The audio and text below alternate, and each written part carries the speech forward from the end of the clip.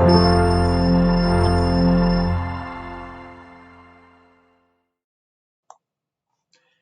right, okay, so we now continue looking at creating lists and links. In the last lesson, we looked at how we can add headings and paragraphs to our web page. But before we continue with how we can now add different lists and links to our pages, there's something that I want to mention.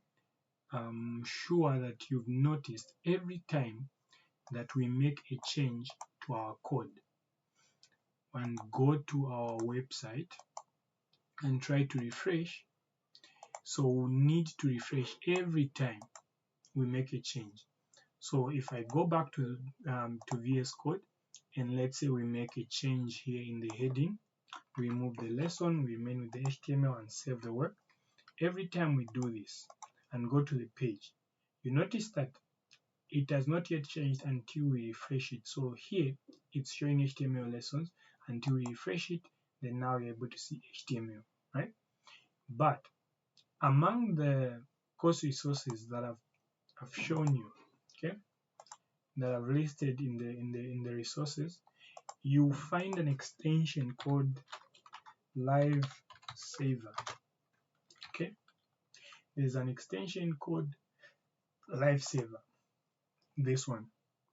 So it's already installed in my VS Code. If you don't have it, you can install it. So what Live Saver does is that it creates a live saver on our local machine. Okay, remember what I was saying about savers, right? So we mentioned with web development you have three parts. There is the front end, there is the saver in the middle, there is the back end. Okay, so what the saver does is that it just receives requests.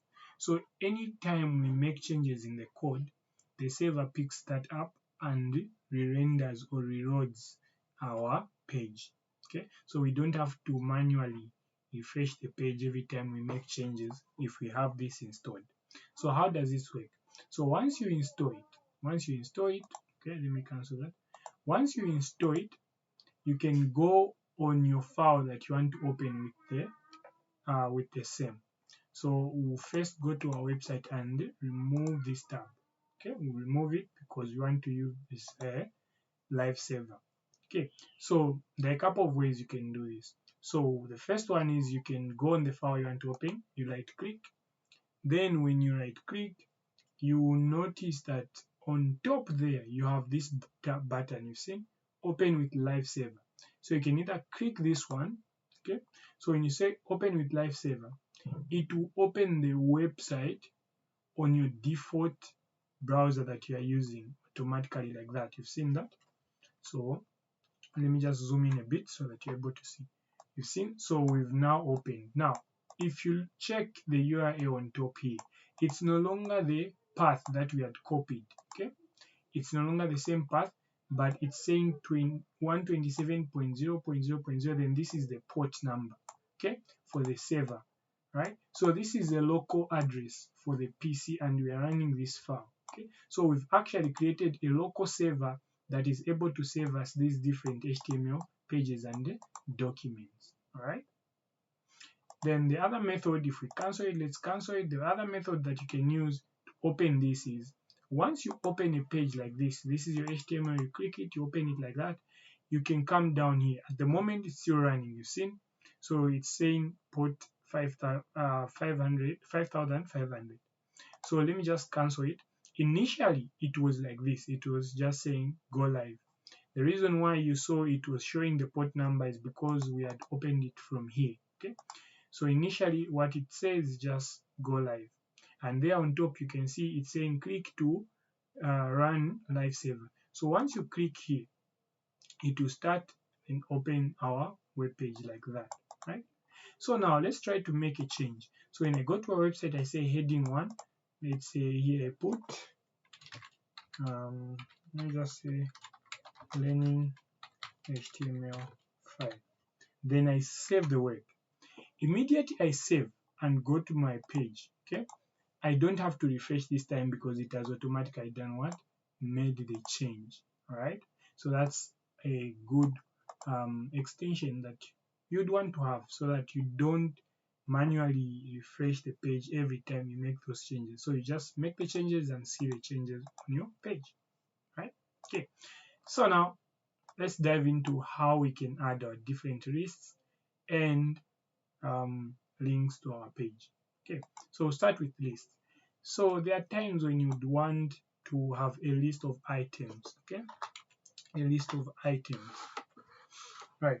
So let's say I have a heading. Okay, I have a heading of hobbies. Right. Then I want to list down a number of my hobbies, and I want to create a list.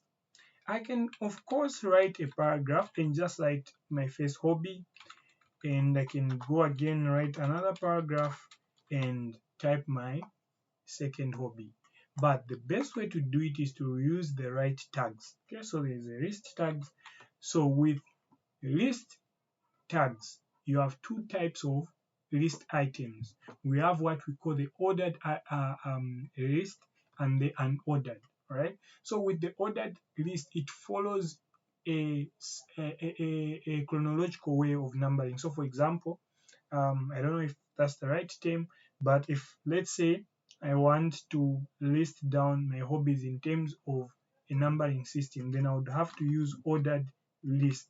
Okay, so you type OL. We don't type the whole the complete words to say ordered list. No, we don't say that. We don't type this. We don't say ordered list like that. Okay, we don't do that. We don't do that. Okay, so we just get the first letters. We say OL, which is ordered list like that, right? So we've created now a container where our list can be. So inside the ordered list, that's where now you write your listed items. Okay, that's LI, listed items. So there we can now put our first item. So for example, there you can say maybe the first hobby is reading. Okay, so I'll just copy that. I'm pressing Ctrl C on my PC. Okay, so the cursor is here at the end of this tag. Then I'm pressing Ctrl C on my PC. Then I press Ctrl V next to just paste it like that. Okay, so here I'll put, for example, let's say coding as our second hobby. Again, I'll click Ctrl C to copy and Ctrl V to paste. There, maybe we'll say swimming. All right. So let's stick with these three. Okay, so we have three hobbies. So when I save the work and check it on our website, remember we don't need to refresh. You've seen, so we have our hobbies, and this is a list of items for our hobbies. Now, the numbering system that I was talking about is this one. Since it's an ordered list, it's in order. So there's 1, 2, and 3. Now, with the numbering, you also notice that we can actually use Roman numbers.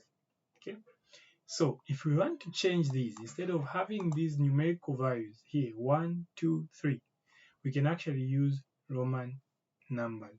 Okay, so what we do is we go inside our code, inside our HTML file.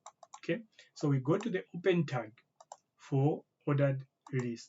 Okay, so there is what we call attributes. Okay, in HTML, right? So in HTML, there are what we call attributes. Okay, so different HTML tags have got different types of attributes. Okay, so an attribute is just an element that adds more features. It explains more details about the element that we are dealing with, right? So to just put it simply, an attribute just adds more information to the element that we're dealing with. Okay? So one of the attributes that an ordered list element has is an attribute called type. Okay, type.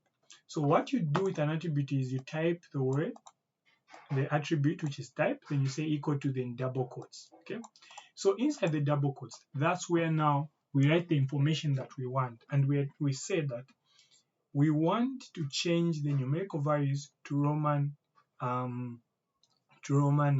numbers. Okay, so here for us to do that, what we do is we put an I here, right? If you don't want to put an I, you can put capital letter I like that. So when you put small letter I, it means the numbering will also be in small letters. If you put capital, it means the numbering will be in small letters. So if we save the work and go back to our website, you notice that now we are using Roman numbers 1, 2, and 3, and all of them are in capital letters. So if we go back, and change this, okay, they'll change. They'll change into lowercase, right? From uppercase to lowercase. So if we save the work and check, here you notice that they're now back to lowercase. All right. So this is one way that you can add your list items in terms of ordered list items. Now, most of the time we use ordered list items when you want to list items in a certain hierarchy, right? But then if you are listing, for example, your hobbies, you don't want to list them in any ordered way. What we can use in this case is what we call an ordered list. So an ordered list won't bother to add those numbers, right? So let's remove this type and just save the work. Okay, so you notice one thing that's similar between ordered list and unordered list is that all of them have got listed items. Okay, so these do not change. The only thing that changes is the parent tag, which is the unordered list. So when we save and check our website, you notice that we now have these dots here. Okay, now again, we can actually change the dots. We can actually change them to the different types. So what type of attributes is supposed to go there? It's the same attribute, the type attributes.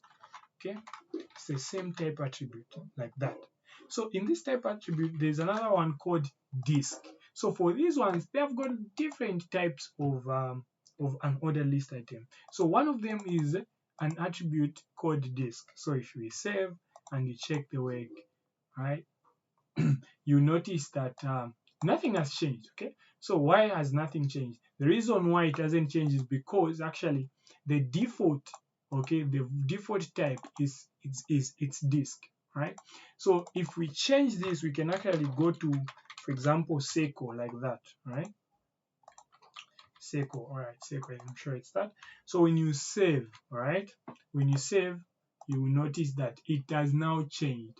So at first I actually made a mistake by writing disk. So disk is actually the default one, right? Disk is actually the default one, but this other one, Seiko, is this guy, right?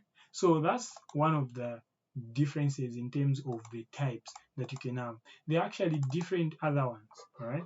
So if you want to check out other ones, what you can do is that you can just Google types of, or you can say HTML types of lists. We say we're dealing with an ordered, so we say an ordered